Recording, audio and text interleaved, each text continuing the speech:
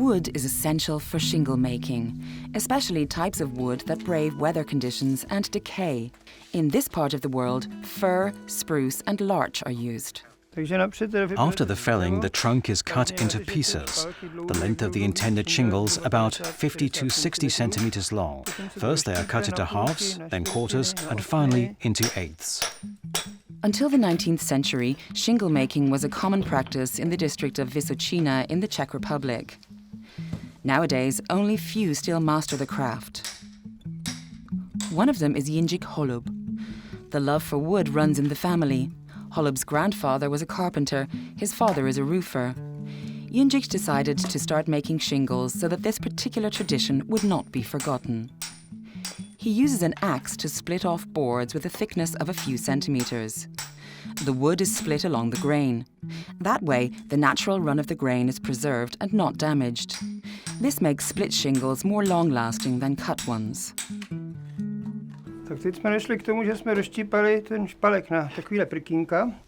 The more compact the wood, the longer it lasts. Ideally, it comes from slowly grown, perfectly straight trees without knotholes. Unfortunately, this is not the case here. If possible, the knotholes are sawed off and then become waste wood. In the next step, the bark gets removed. For this, Jindřich Holub uses a chopping knife. Now he's ready for the work on the sawhorse.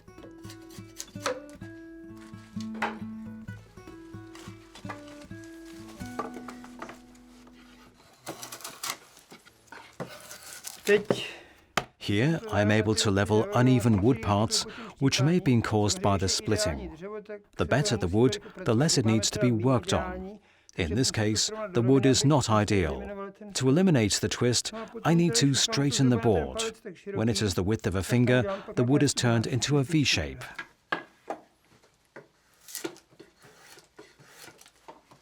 Via a pedal, Jindřich Holub clamps the raw shingle on his sawhorse.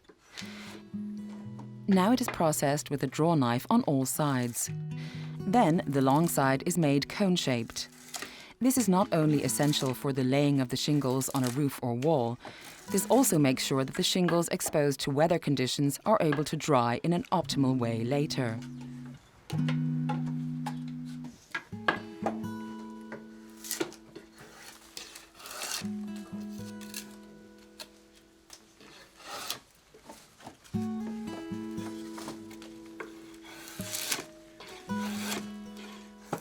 The work itself is nothing outstanding.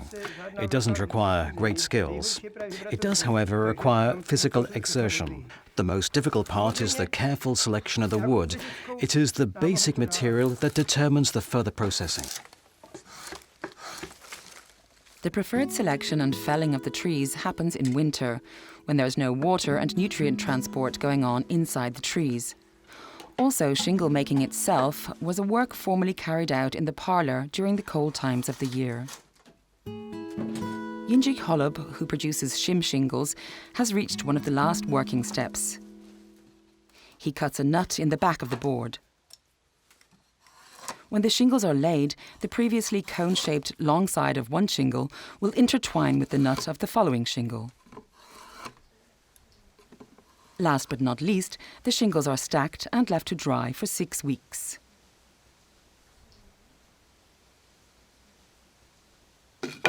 Depending on the quality of the wood, the shingles last 20, 30 and sometimes even 40 years. If wood of lesser quality was used, for instance, back then for goat barns, the shingles needed to be replaced after 10 years. Better quality was used for silos and residential buildings.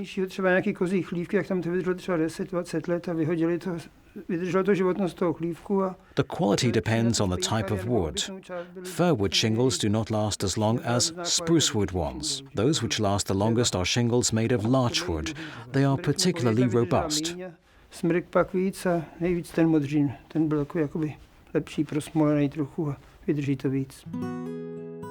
Shingles were traditionally used for the roofs of simple estate buildings, farmhouses, but also in an urban context. In the middle of the 1960s, slate and brick gained acceptance over wood shingles.